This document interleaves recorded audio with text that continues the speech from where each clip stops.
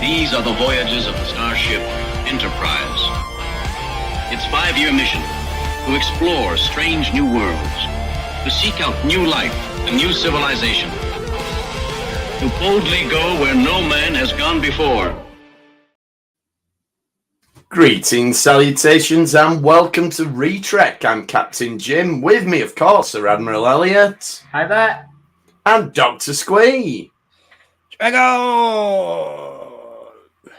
And we are back from Destination Trek, where we spent all of last weekend. I thought you were going to say we spent a house. You did on models earlier.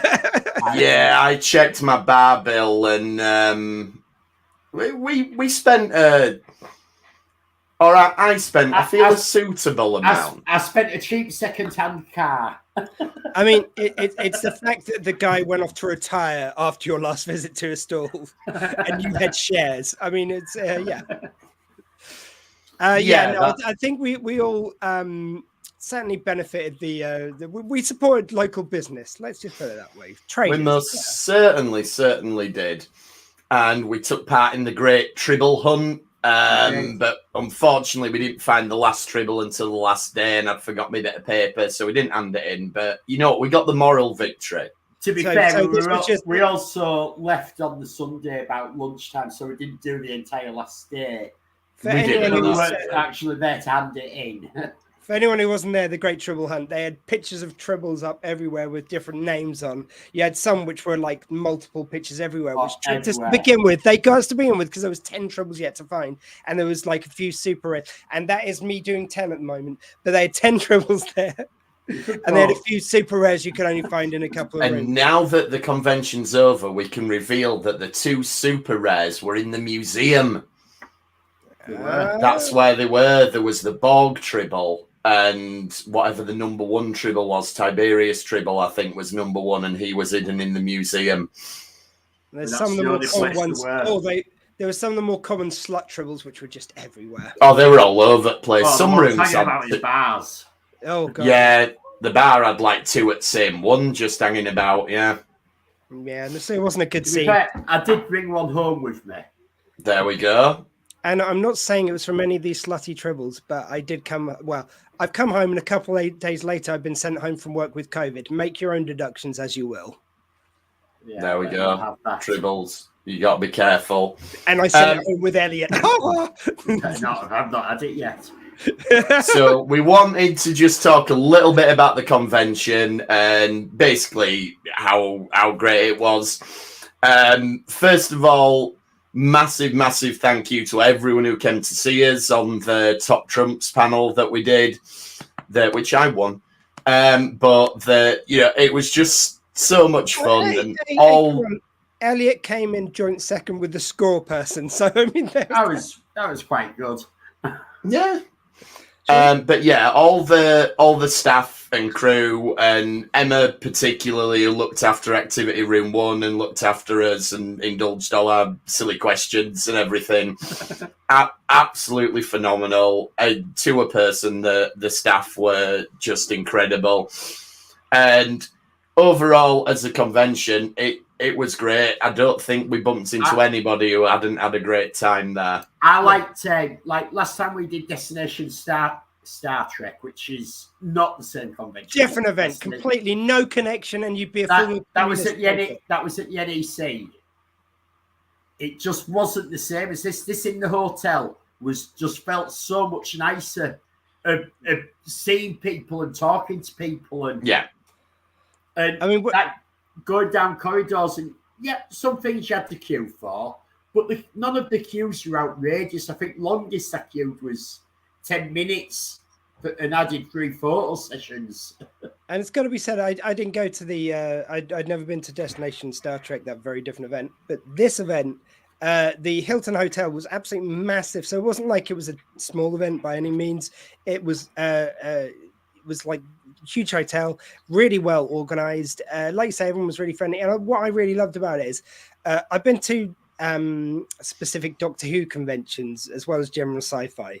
This is my first ever specific Star Trek one, and the one thing I can say for Star Trek, even over my beloved Doctor Who, my kind of other love as well as Star Trek, is that Doctor Who, whereas it's all about friendliness and acceptance, Star Trek has it built into it that it's about a crew. It's about people kind of working together.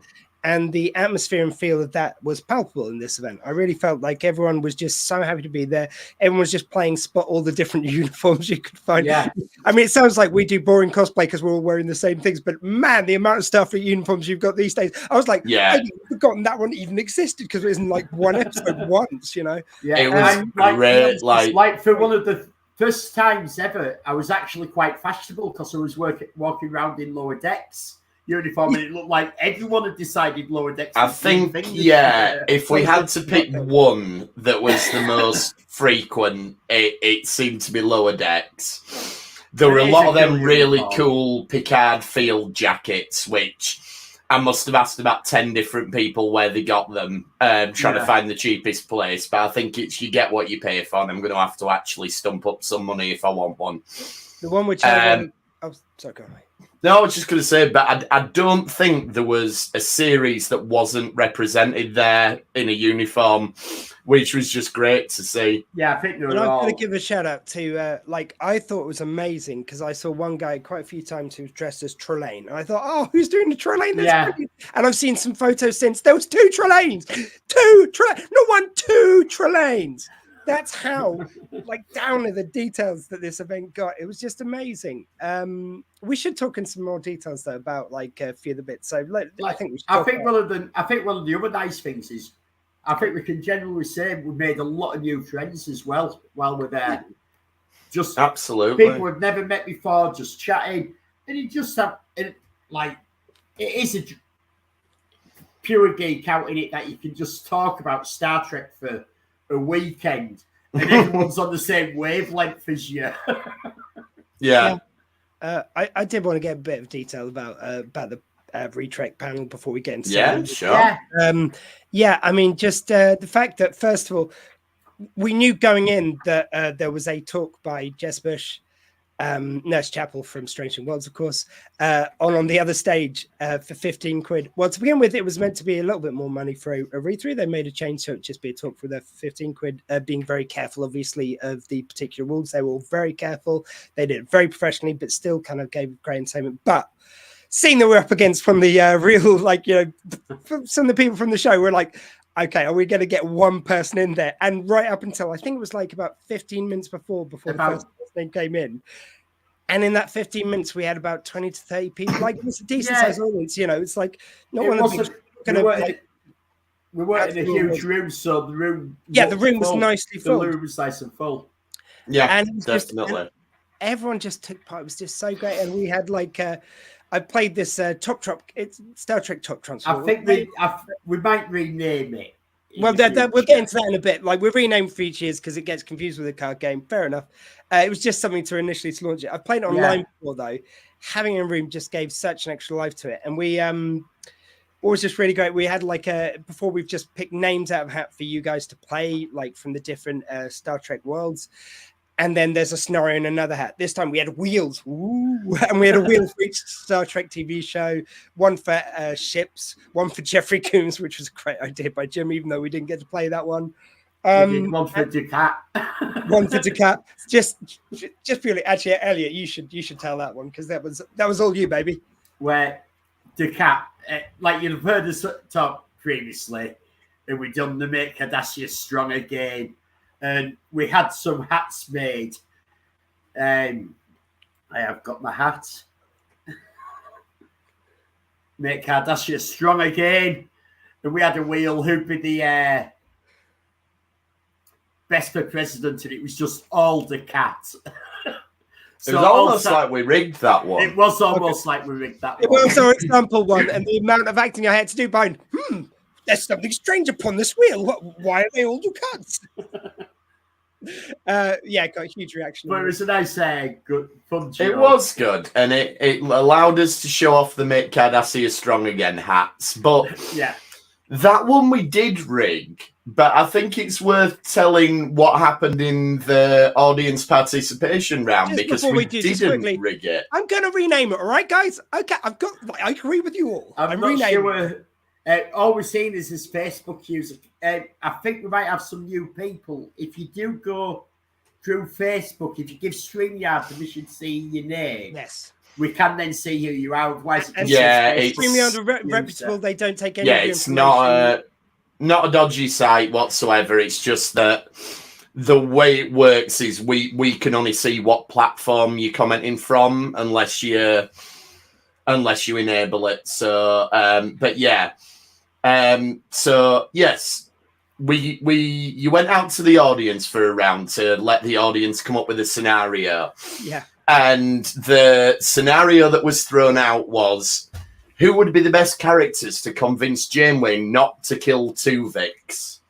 Yes. So we loaded up the Voyager board. But I think that was one of the ones I put in. Was that was audience. Was that Alex from Talking Trek? I think that was our friend from Trek Talk. Yeah, that was a suggestion. That's even better. And it's going in the pot for next time. So that's a really good one. And then I was given the first character, and the wheel span, and I got Tuvix. So I was on the back foot already because he didn't do that well. Yeah, he didn't do that well convincing her not to kill him the first time.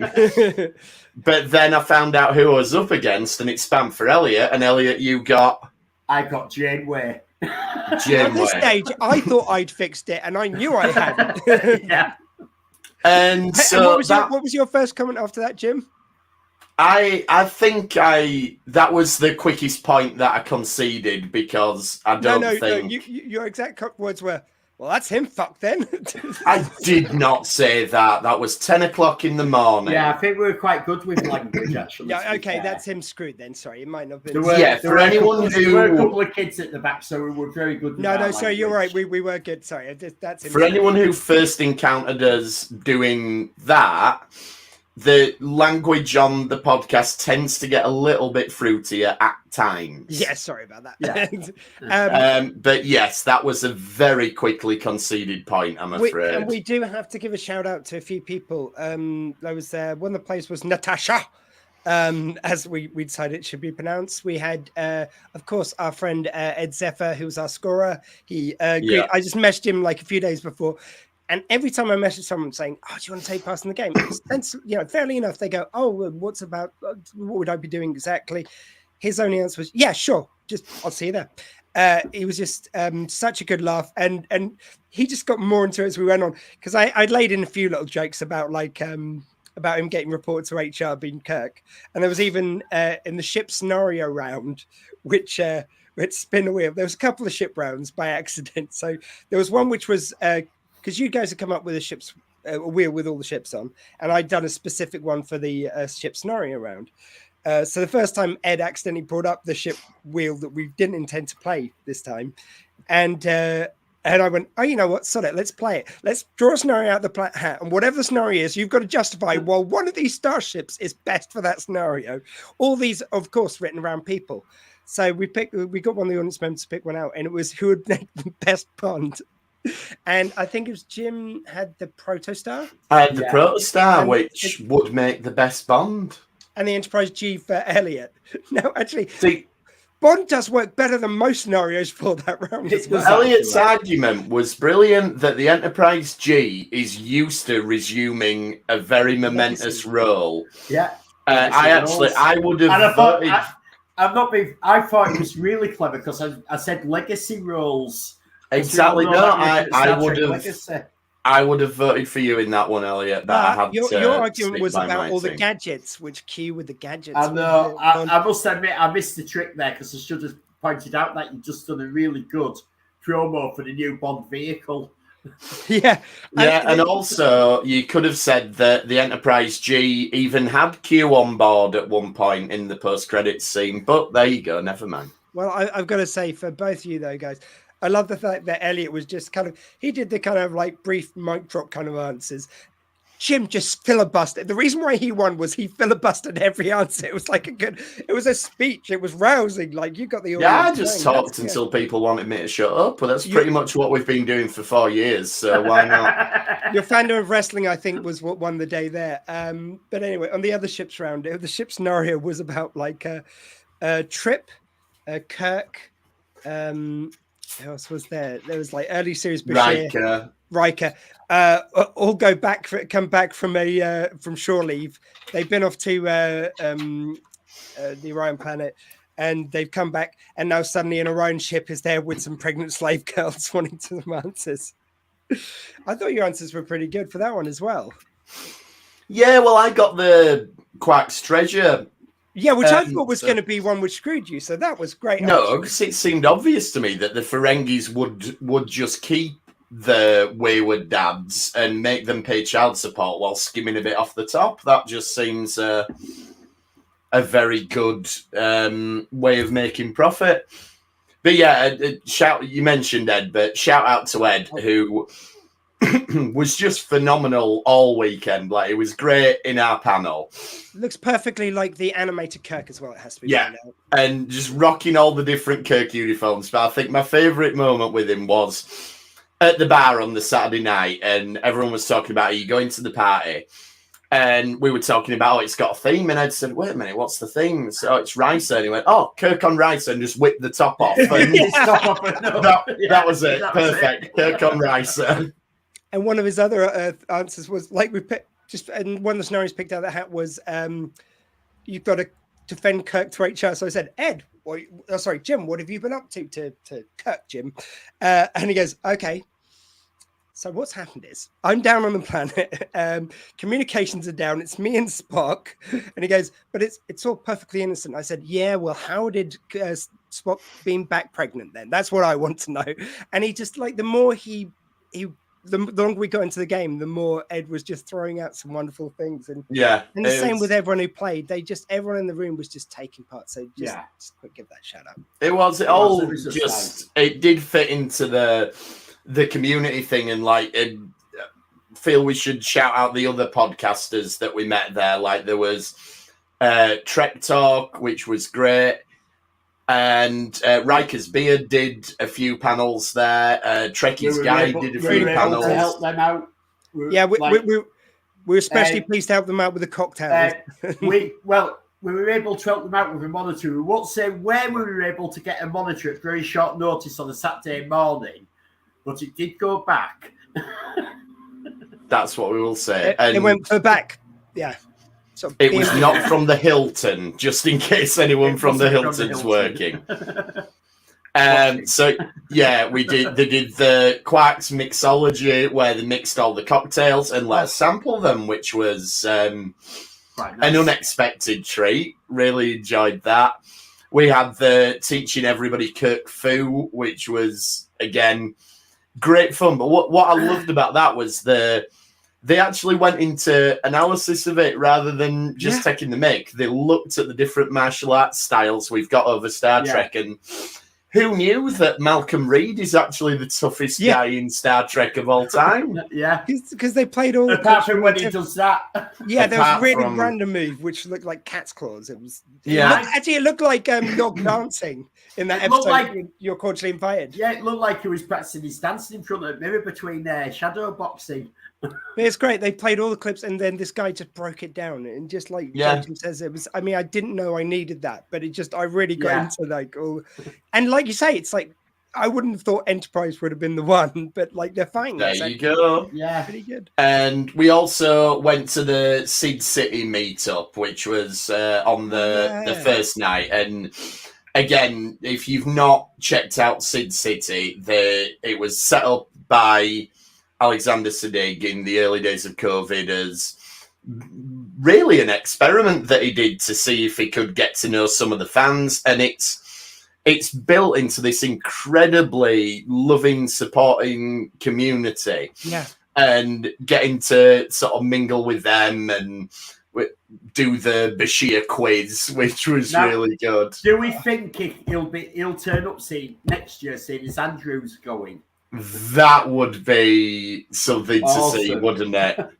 Can we give a shout out to Mel, who's the lady behind Sid City? So, whereas Sid is the name, she's the one who kind of keeps the nuts and bolts, keeps it moving. She was hosting that panel remotely from America. So we had like some people online, and then we had like A, B, and C, D points to go between to give our multiple choice answers to this quiz, which was funny. Funny how many of us just turned into sheep. Like if we didn't know the answer, you just followed that. It's funny that none of us noticed that Dr. Bashir is the Harry Kim of DS9. Yeah, that was it. We all thought he'd got promoted, didn't we? But it turns out he didn't. Yeah, the amount of times that Alexander Stigg specifically has died on screen is just... I can't even remember the number. Was it 26? 26. Yeah, I can. If that question ever comes up again, mind it'll probably been a few more times before we actually get to... And I said, it's like, look, I'm not arguing the answer. I just, as a nerd, I feel the need to ask, does that have you taken out the changelings from that? And they go, yep, we have. Some brilliant. Okay, I just want to know, like, for your edification. To be fair, you have to get the changeling in because it's Alexander Siddig, not Dr. Bashir. But no, there was one where it was like... don't worry. There was one where it was a double or something. I know there was a reason why there was one which I asked about. You've got to see him die on screen for it to count, I believe. So anyway, that was fantastic fun. The traders area and everything was brilliant. It was. Show people what happened. Yeah, if Elliot basically can show you what the trading area looked like before he got there.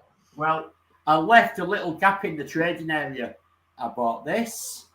Dun, dun, dun. And this. Dun, dun, dun, dun, dun, dun, dun. And this. Oh, I don't know if Jim's done that on purpose, but... And this.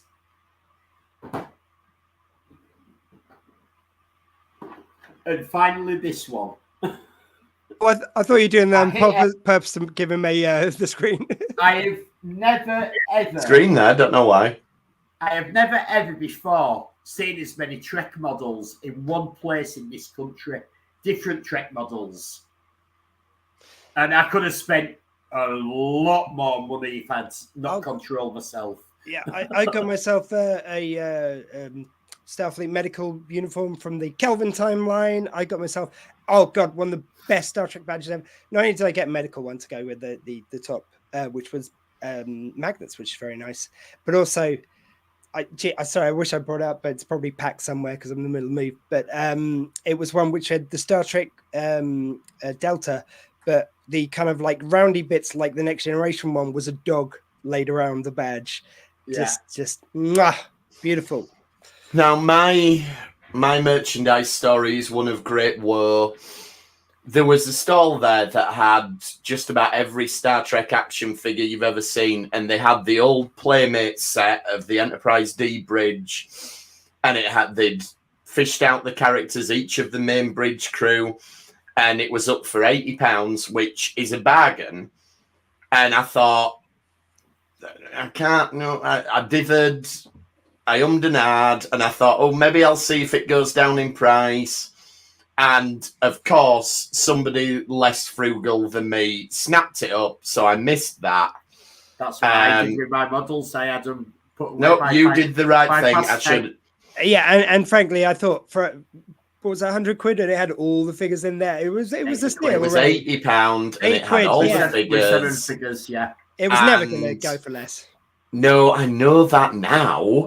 And I played the long game and I shouldn't have played the long game. So congratulations to whoever got that. I'm not being funny, but you were in the wrong place to play the long game with Star Trek. I know I was. Yeah, we're just going to rub it in a little bit more if you don't mind, mate. And now they've done the StreamYard thing. We can see who said rename it. And it's Emma who hosted us in that room. Hello, so there you go. You're hearing from the organisers that we need to rename it. So there we go. Emma, you're wonderful. Thank you to you and to all. You were fantastic all weekend.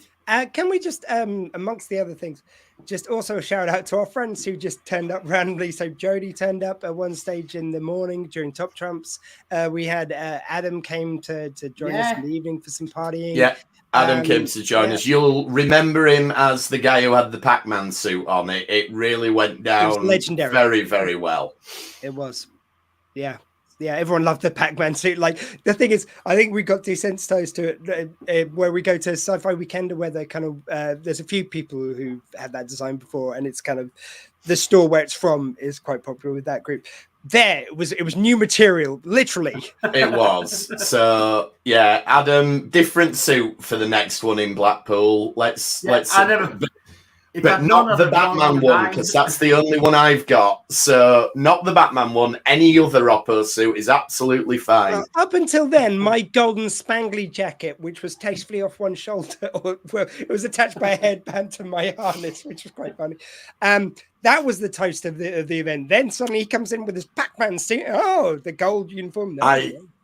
I think we've all had experience of being upstaged by Adam, and if we hadn't, he wouldn't be happy. So, but no, it was absolutely fantastic for him to turn up, and yeah, we just had a brilliant time overall. Can we shout out the nightlife as well? The nightlife, yes, indeed. I mean, I don't want to boast, but I'm pretty sure my one-handed YMCA was like the highlight of the parties. But you were tearing it up. I was tearing up on the dance floor. So they had two discos on different nights. The second one, after school party things, whatever you like to call it. It was great. And they had a Riser theme on the second night. And what was the first night one? First night was Fleet Museum. Fleet Museum. It was just such a crack. Playing loads of bangers. I especially love the old kind of like 80s tunes and the old kind of like just classic dance floor pop and cheese and fun. That was my favorite. They played a bit of dance, which pleased other audiences. So they played a nice mix, which was great. If we could make one suggestion, and this is not because we're lazy, but there was only one pop-up bar in the room, so people were drifting back over to the main bar to get more drinks. Yeah. Stick another pop-up bar in there, and trust me, that'll do gangbusters. So that, to be fair, that's probably the Hilton rather than the organisers of the event that have said we put one bar in here. Like also, the Hilton was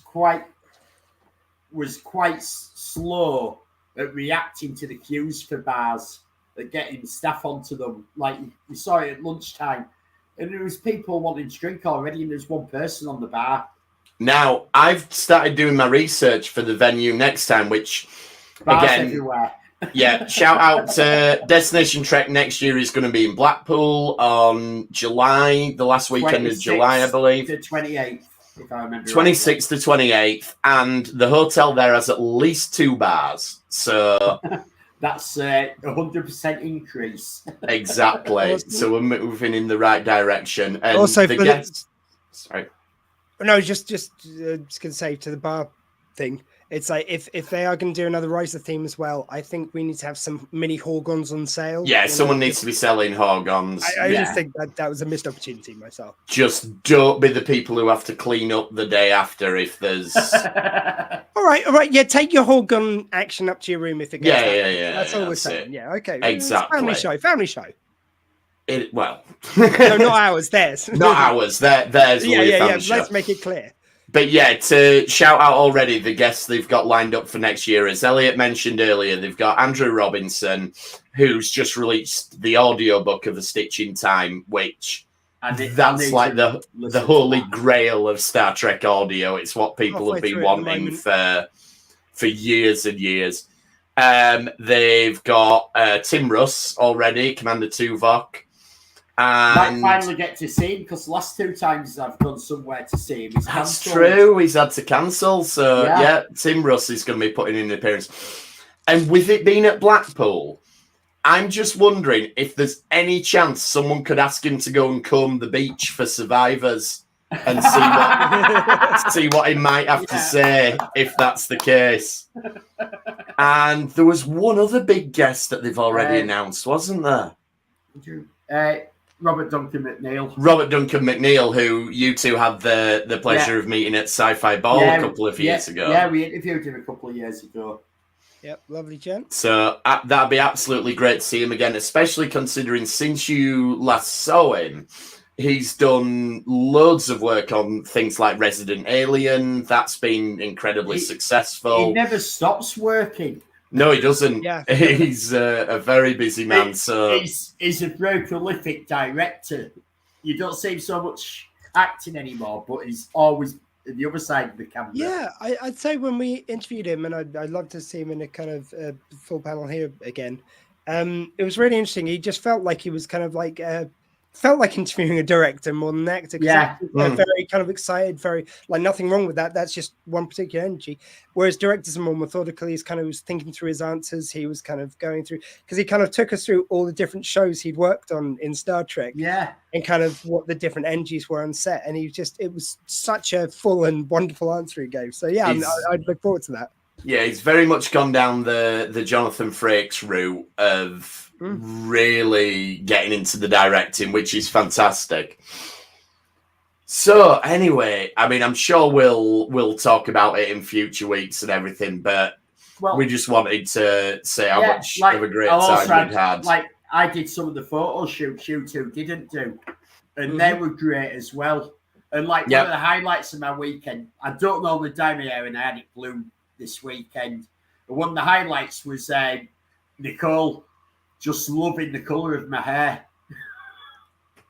And that made it for me. It was worth I'm not surprised. It was all worth every penny of the £3.99 for that pot of hair dye. That is something else that's worth shouting out with Destination Trek. I mean, obviously, things like autographs, photo shoots, things like that are never going to be free. You know, these events have to make money, but I feel like they were reasonably priced compared to other conventions. I think it was very, very reasonable. It had a good price. Like, at some conventions, for what I paid for the pre-photos shoots I had, and I got 4 of them because I did the Dax Duo, Ethan, and JG. At some conventions, you'd be paying that just for one photo. True. Yeah. Can I also give a shout? Sorry, it just came into my head. Jim, I love the fact that you and some other members who just happen to be out there. Great to see your face again, guys. You were great this weekend, as were you, Emma. Thank you, Emma. Yes, Thank you, Emma.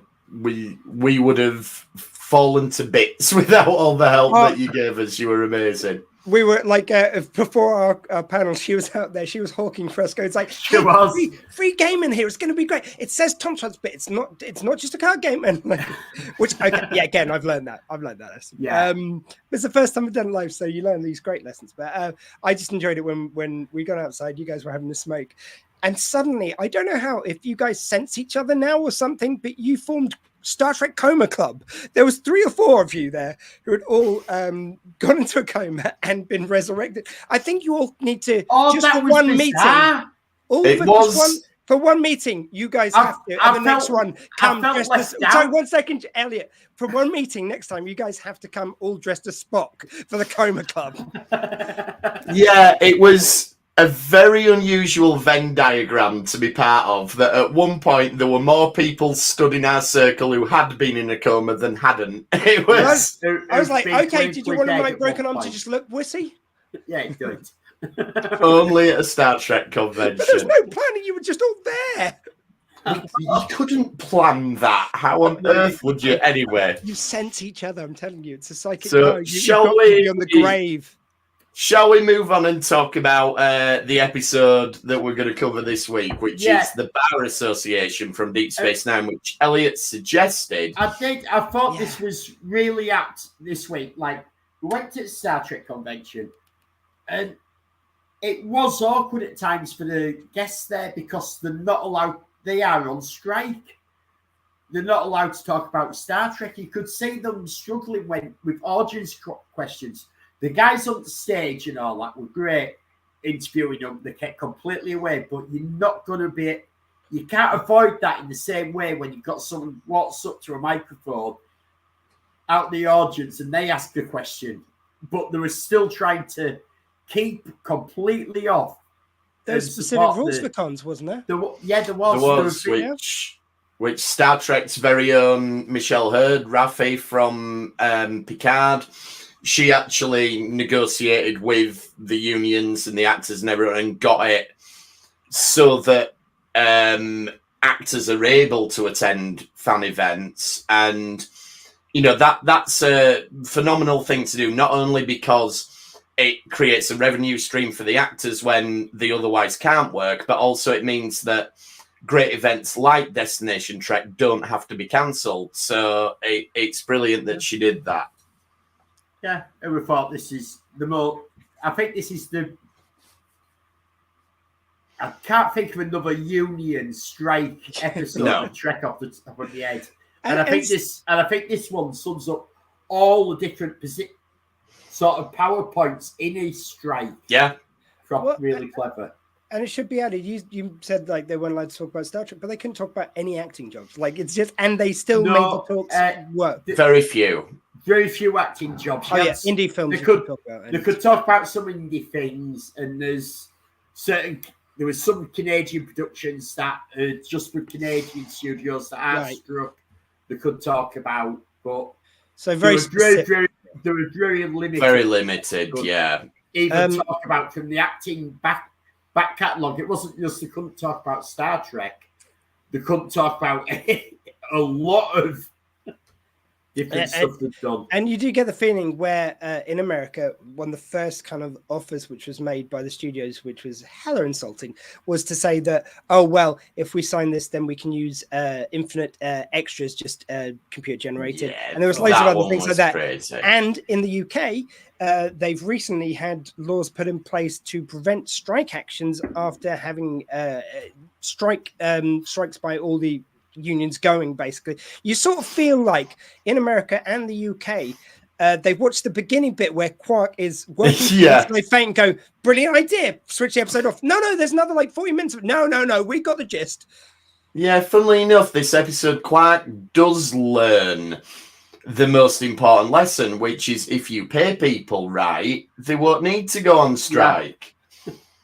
Which I wish certain governments would learn a little bit quicker than they are doing, but there we go. So yeah, it does deal with striking, and I know we talk about this a lot, that you do get the more right-wing YouTubers at times saying, oh, Star Trek's gone really woke, it's gone really this, really that. This is an episode of Star Trek from 20-odd years ago where a character directly quotes Karl Marx. So, 30 years ago. 30 years ago. I know. Speak for yourself. So, the pit of peak, whatever the film. I can't even talk. So, yeah, Star Trek's always dabbled in these things. Anyway, so first of all, we'll deal with the B plot. Worf don't like it on the station and he wants to live on the Defiant, so he goes to live on the Defiant. Right, B plot done. There we go, that's the B plot. I mean, there's not a lot of the only bit I think's really good out of that plot is where you get Worf going to Odo, and Odo's clearly expected this and pulls out this list of all the security gaffes on the Enterprise. Which I enjoyed a lot. There's also like when he's complaining to O'Brien and going, like he wants things on the Defiant, and he goes, and it's all like, oh, I thought I got that fixed. You have, but I want it better and stuff. Yeah. And then he's going on about the station, how things aren't working, and O'Brien's going, oh, it's brilliant. I love it here.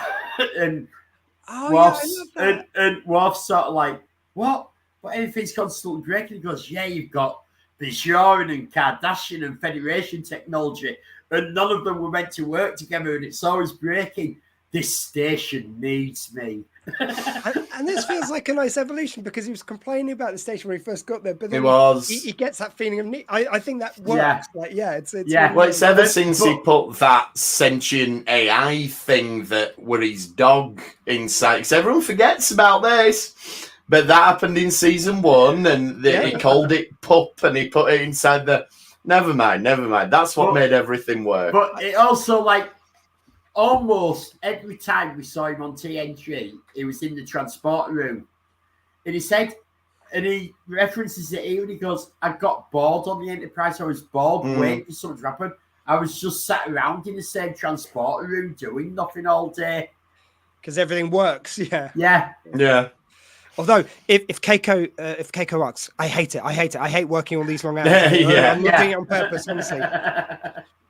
So speaking of O'Brien, then we've got this is a fairly early example, I think, of him and Bashir going on the little adventures in the holosuite. Like, we've already seen them do the Battle of Britain, but this one's some Irish battle that O'Brien references, and clearly this was meant to be a thing that they would do different battles, but we know from later on, once they find the Alamo, that's pretty much all they do. Yeah.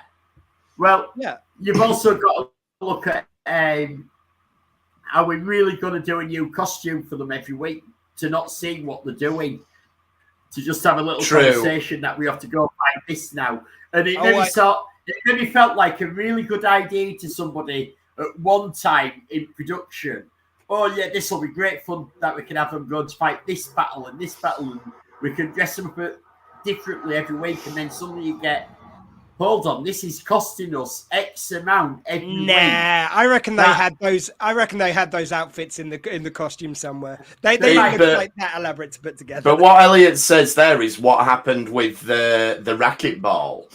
So they introduced that in the episode Rivals, and that was meant to be an ongoing thing. And they went, yeah, that's really expensive. What about if they play darts? Let's do that. That's much easier. Well, that's a specific set. I can't say you could reuse that set for anything else. No, that's true. I think would be probably easy to knock up, is all I'm thinking. But I also like the fact that, I don't know why, but it's like, it seemed to me more that being that he was the manly man, that Miles would be the one who'd get embarrassed wearing all the stuff, but it was actually the Doctor. He's kind of flipping it than usual. Yeah, he didn't look happy, did he, at the start, the Doctor walking in what he was wearing? Well, he even said, it's like, it's just ridiculous. And like Miles was all up for it. It's like, he goes and plays James Bond on that. I suppose that you're wearing a tuxedo when you do that. And obviously he's not playing James Bond for copyright reasons. And it's also later season Bashir, very different. Yeah. So we kick off the main plot then, and Rom's got a bad ear. And we also find out it's the Bajoran time of cleansing, which sounds maybe a little bit like Ramadan or something like that. Yeah. A month of Lent. Lent, but except it's Lent kind of goes, people go, oh, I'll give up this, I'll give up that. Whereas the Bajoran Lent seems to be, you will give up everything. And there's more Ramadan. No one will do anything. Yeah, it's more Ramadan. Yeah. I think, And what I like about this one is that they're showing seeds really earlier on of the Lita Rom relationship. Because at this point, she's still with Bashir, but they are dropping these bits in, like she's the one who's actually concerned about him with his bad ear. And then obviously it collapses. do you think maybe there should be, though? It felt like a very much, this is what you don't do when you're trying to chat up a double girl. This is what you do. So this is what you don't do. Hey, but you could rub my ears. Yeah, but I don't think Julian would like it. We could ask him. This is what you don't do if you want to get laid with a double. And it's like later on, look, Rom was playing the long game. And all I'm saying, that was his end. best move. Then when he starts being a heroic, like Union man, like fighting for what's right, willing to die for the cause. That's what you do if you want to get with exactly. How long after this episode is it where Lita and Bashir actually split up? Oh, not long, because soon we're going to Risa and Worf's headbutting people to death. So it's not long at all. Then we find out all this stuff about Ferengi labour laws, which is basically you don't get sick pay, you don't get time off, you don't get holidays, you don't get vacations. Yeah. You get absolutely nothing. You can have time off, but there's no such thing as holiday pay. Yeah. Which I think is still very rare in America. I don't think there's law about it, certainly. A lot of people don't get holiday pay. Yeah, it's very much that... but the their minimum wage people would probably really struggle to ever go on a holiday. Oh God, yeah. So sort of like the middle class earn enough money that you can put X amount aside every month to be able to afford a holiday, but you don't.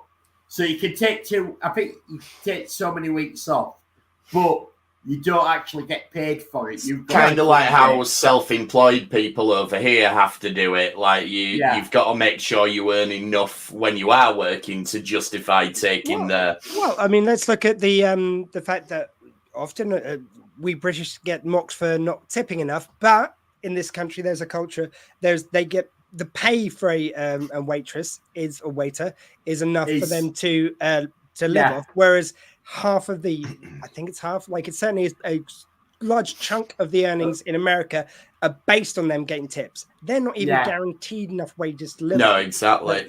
Right. I didn't tell you about this, Elliot. On our way home from Birmingham, went in a service station, got a bottle of Pepsi, and when I was in. Yeah, that service station, in fact.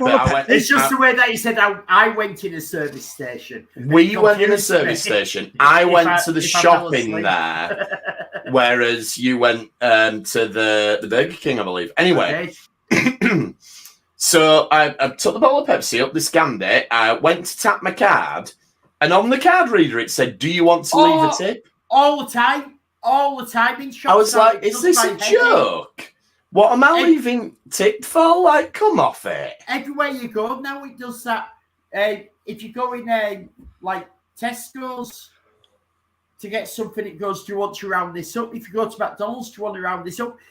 When I go to get my prescription, do I want to round it up? In fairness, those last three, I think that you mentioned, are for charity. I'm not saying that No, this was just, "Do you want to leave a tip?" Like, no, but I'm saying in Sainsbury's it doesn't say, "Do you want to leave a tip?" Fair enough. Like, it's for charity to round. Like, I'm not being funny, but considering you've just charged me £3 bastard for a bottle of Pepsi, no, I do not want to leave a tip. Yeah. I'm just saying, Anyway. like in some of the shops, it's not for tips; it's for charity. But just making a distinction. I'm not saying that's right or wrong. I just think it's wrong. Fair enough. That these places are doing it like that all the time on everything you purchase. And that's why. Yeah. And I bet the workers don't see it, whereas I would support a union, but the workers need to see the tips. That's why I don't like it at restaurants where they're like, "Do you want to put it on the thing?" I'm always like, does the waiter actually get it? I refuse to, because I worked in catering and never saw the service charge. There you go, you see. Although I made sure the waiter once saw just the tip, and I got thrown out that restaurant. Where's the rest? That's different. That's why most places we go, your picture's up behind the bar. Anyway, so Bashir's the first one to mention the union, but O'Brien kind of jumps on it. "I will tell you the story about the union." Don't you like how while we're on first 5 minutes of this episode, we've got O'Brien's ancestor was the King of Ireland who fought in this battle. O'Brien's ancestor was the head of the union in Philadelphia. You don't think O'Brien's telling fibs, do you? Do you think it's that sort of like exaggeration and stuff? I think it's like the Chekhov thing where he used to say everything was invented in Russia. Little Russian old lady. Yeah. I was just offended he moved it from Ireland over to America. True, yeah. I suppose the idea is his family migrated, but then that doesn't explain why O'Brien's got such a strong Irish accent. Anyway. I'm not saying out about Americans, it's just, my proud Irish heritage. Yeah, well, yeah, but that's why O'Brien's ancestor got killed for it, because it was trying to be a union man in America. That's a little bit more dangerous than it is over here. No disrespect to our American friends, but, it's not. Unions are pretty much the standard over here, whereas I know it's... not because... Thatcher did a lot of breaking unions in the 80s. They're not the same as they were. Not the same, but... But you can see that going full circle if this continues, what's happening. Absolutely. We'll try not to get on our political soapbox too much when we talk about this episode. Too late. But, so they present the demands to Quark, who laughs at them, and this does lead to a strike. Yeah. And what I love about it is that straight away they do form the picket line. The only thing I don't like about that, though, is that they're bribing people not to go in. Well, I just thought this is typical Ferengi, that they were handing people a tip to bribe not to break the picket line. They've almost got how it works. It's a Ferengi picket line, so the Ferengi are acting like Ferengi on the picket line. We want you to do something. He's a bribe to do what we want you to do. Whereas we at Retrek, apart from handing badges to every member of the audience and stickers and pens, we never do that.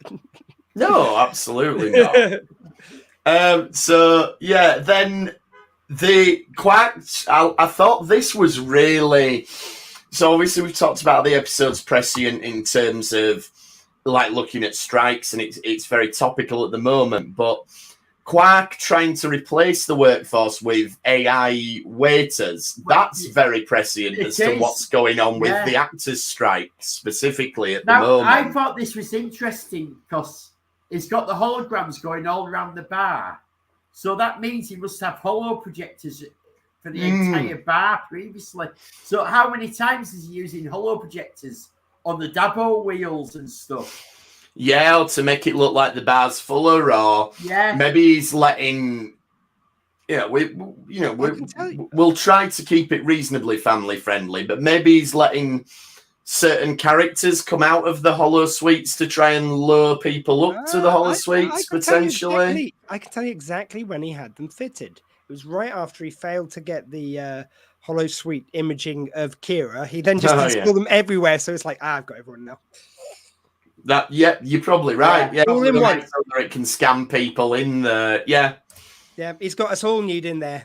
Once you've been in Quarks, you never get out. Yeah.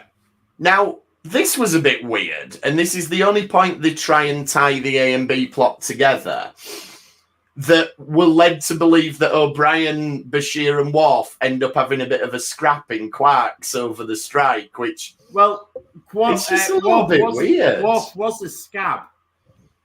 You see, well, he wasn't, so he doesn't work there.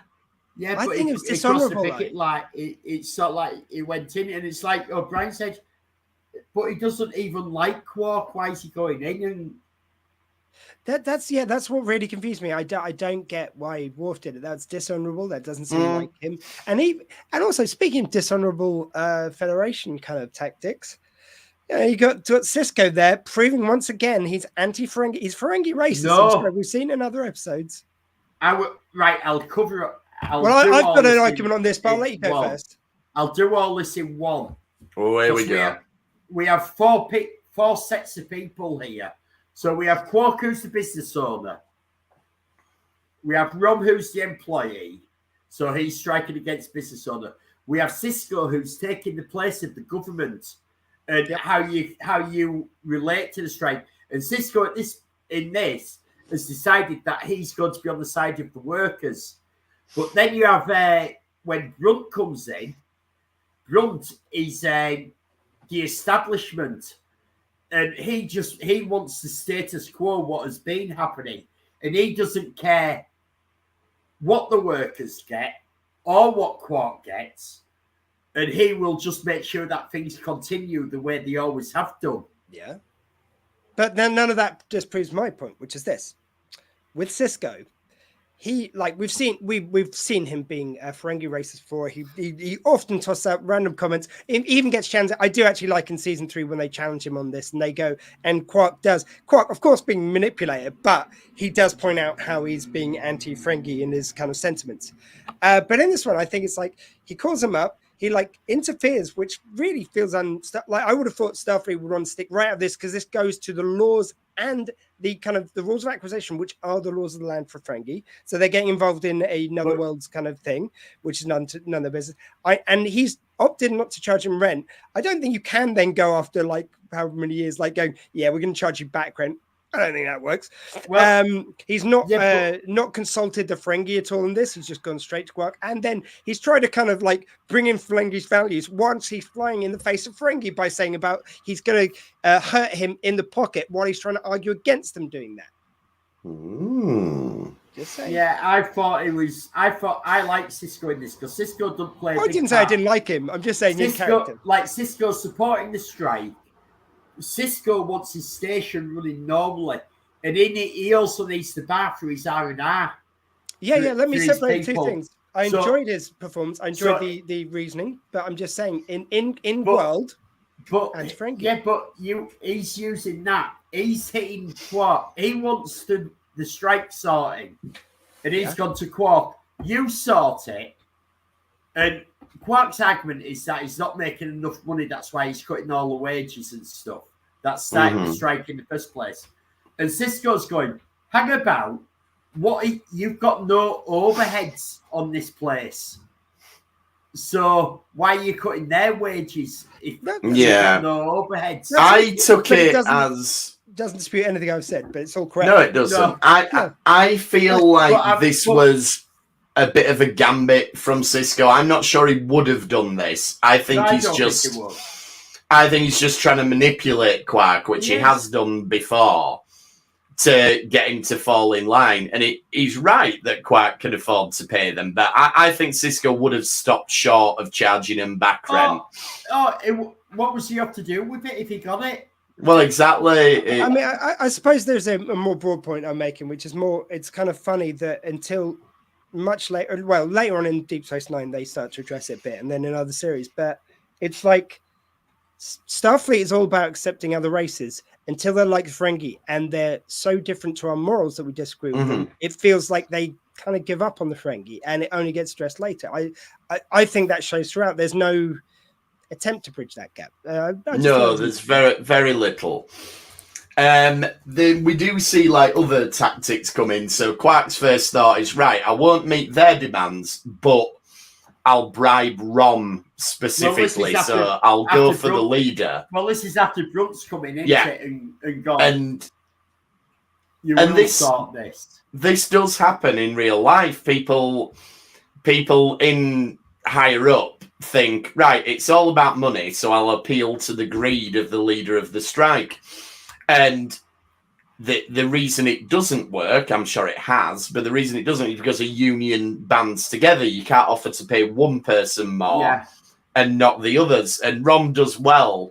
And this is where he quotes Karl Marx, which I'm surprised more people aren't making a hoo-ha about. If you did that in a modern Trek show, the internet would explode. Well, modern Trek's work, it never happened back then. Well, that's it, exactly. And I love the strike, the guy who's striking who breaks immediately, the Ferengi who just falls on his knees. He's like, I'm old, I can't do it. But I do like when Grunt's threatening them, and he's going, "We'll seize all your profits on Ferengi," and Rom just goes, "Would any of you actually be here working in this bar if you had anything on Ferengi?" Exactly. Yeah, it's all empty threats, but I suppose it's one of them where it's just appealing to or playing on the Ferengi instinct of going, I'll freeze your money. And it's, I don't want to freeze the money. But you haven't got any, so it doesn't matter, Well, the whole thing of this is when it starts, when you have what the working conditions for Ferengi are, but you also have the aspirations, because Rom says it, that, we aspirate to be the guy who's at the top, who's abusing everyone. Yeah. That's what we're working towards. We're not working to better everyone. We want to be the guy on top who's skimming off everyone else. Which is, again, trying not to get too political, but anybody who tells you that the poorer people paying more tax and the richer people paying less tax, what they are trying to do is to get you to have that Ferengi mindset. Yeah. You're not working hard enough. Oh, well, if I work harder, I'll be one of the rich ones and I can pay less tax. And they want you to not question what's going on. Is that the Ferengi dream? That is the Ferengi dream, and it may be the dream of certain other political entities that I won't name at this very second, but just have a think if you've heard anything like that recently, and have a think why they want you to think that. Anyway, I'll get off my soapbox now. Can't think of anything that apparently... I think Lettuce had something to say about that. Quite possibly. And then, Brum then shows, like you said, Elliot, that he just wants the status quo. So he's not on Quark's side. No. He's on the side of keeping everything how it is. So if I have to threaten Quark... He's there to resolve things, not to... He's not there to end the strike. He's there to make things as they were. That Absolutely. We don't have unions. We don't have strikes where Ferengi. These don't exist. Yeah, Absolutely. I mean that almost feels like it brings in more authoritarian countries. There's almost like an extra bit of social commentary just thrown in there. The only thing I like the story that it's telling about the strikes and the union. The only thing I don't really like is the resolution that the agreement is we'll meet all the demands, but you must disband the union.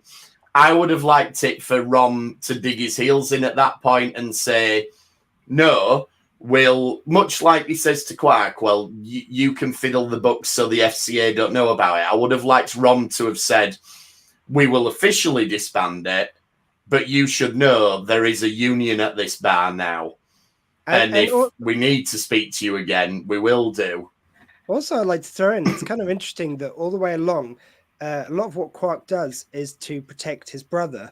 Whereas all the way through, Rom's like, well, if Quark gets hurt, he gets hurt. He kind of like, I think Quark's actually the better brother, funnily enough, even though he's the evil businessman. Just on a brother level, Rom's a bit shitty. Like, even at the end, he kind of like quit without telling him after he's just drunk. Bear in mind, Rom, if you go back to season 2, Rom, when someone tries to kill Quark, Rom's not averse to the idea of Quark dying because he gets the bar. It's just an interesting thing which isn't really addressed in the episode, that he's really shitty towards Quark, whereas Quark tries to save him, even though Quark is the...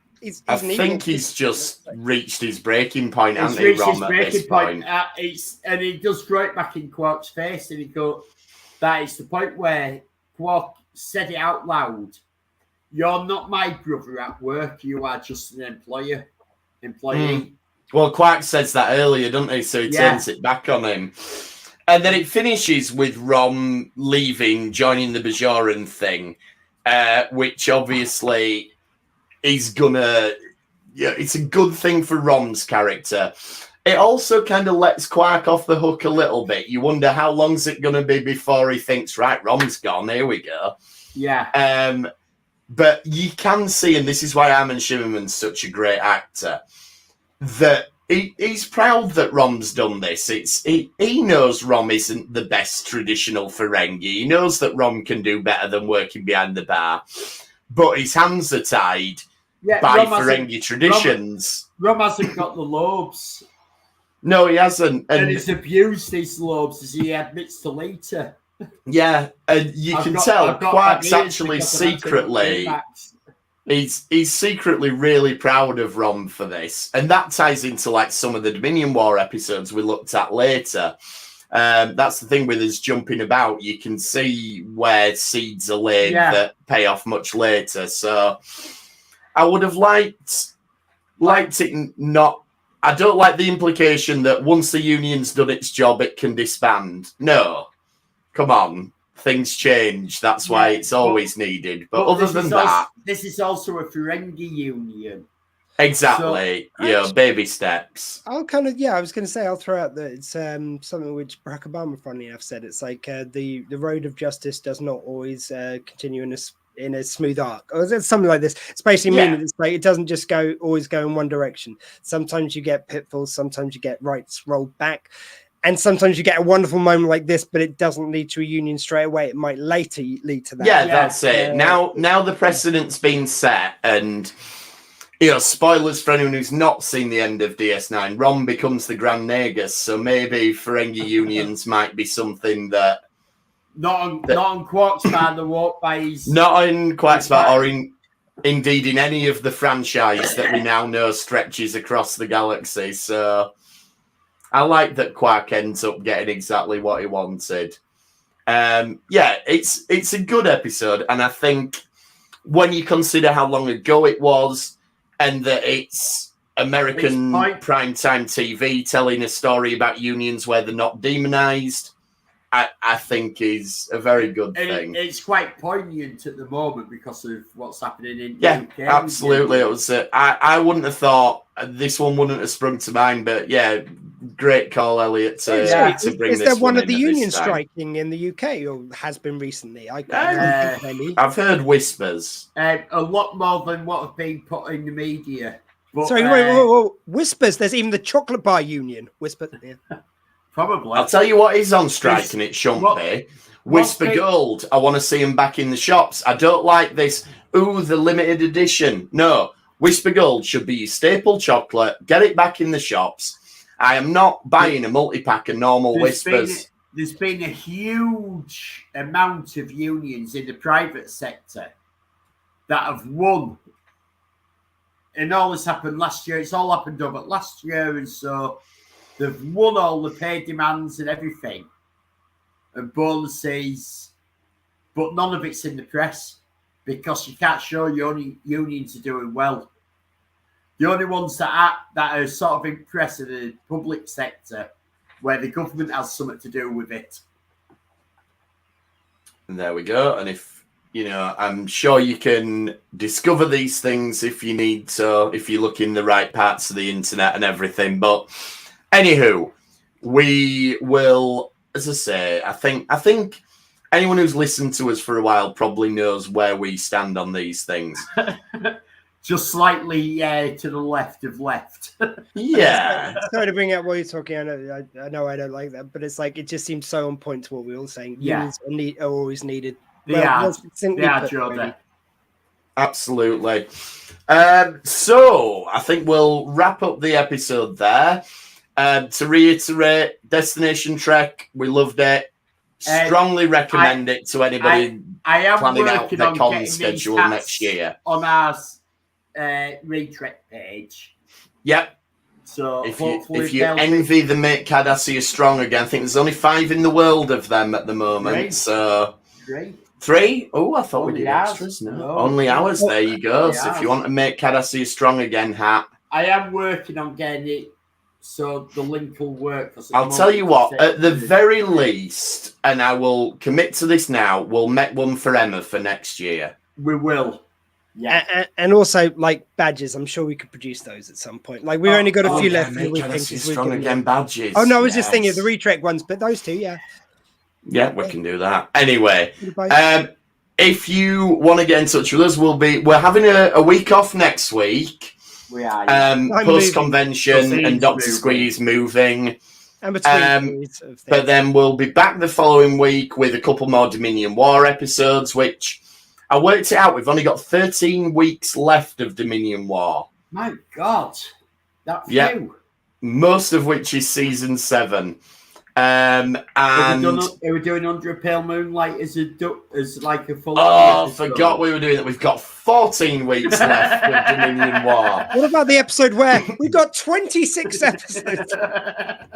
And then the week after that, Lower Decks returns to our screens, which anyone who wasn't listening back when we did Lower Decks, what we do with Lower Decks is, with it being a half-hour show, we only take half the episode talking about it, and we don't decide what the other episode we're going to cover is until the last minute. Basically, we watch Lower Decks, and there will be obscure references to other Trek shows, and because we there's cover always 20 or 30 in an episode. we cover whatever episode that points us in the direction of. And we always go for one we haven't covered previously. And what was really sometimes it's wonderful, sometimes less so. God, there was one like where they had 2 or 3 weeks in a row. They were just referencing the most Turkey episode. Great for comedy, not so great when we then have to cover those damn episodes. At least we covered them then. We did.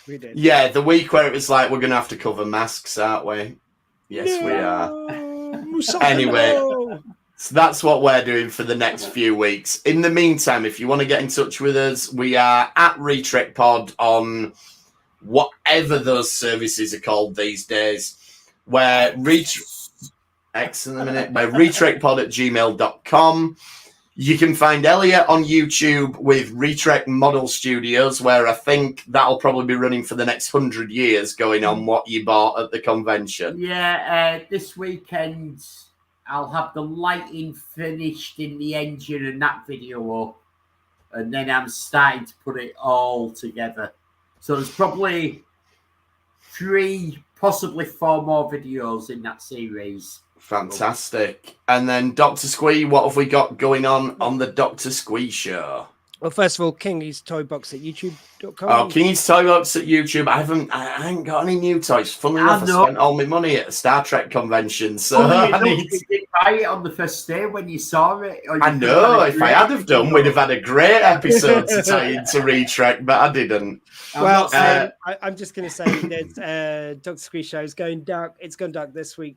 Well, originally it was because of moving and stuff, and like with the convention and everything. Now COVID as well. So yeah, next week I'm going to take a week off for moving, and then I'll be back early September. But please, in the meantime, go to drsquee.com or youtube.com/drsquee, where you can check out all the back episodes. We've got loads of fun videos with, for instance, 2 interviews with Alexander Siddig. Come on. Ooh. I don't know why I went, oh, I knew about that, but... You've gone, ooh.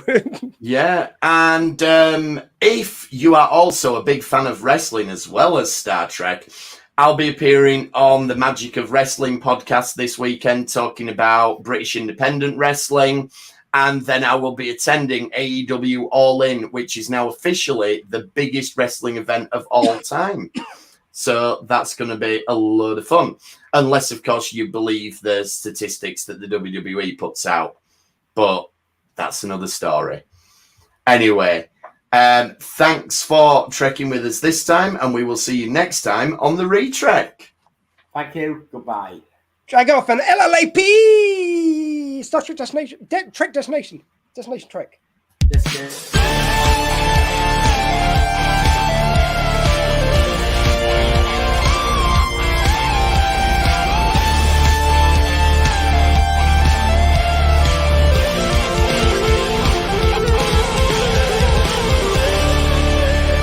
Fascinating. You can fix that in the edit, right? Oh, yeah. Thank God it isn't live. My editing work is so extensive, you won't believe it. We actually got a phishing email today. We're still on, aren't we? No, never mind. Destination Trek. That's the only Destination one. Trek. 26th to 28th of July. We got a phishing email saying, do you want me to edit Retrek for you? It's like, do we look like we edit this podcast? I mean, we probably look like we need an editor, to be fair, so it's probably good marketing, but there we go.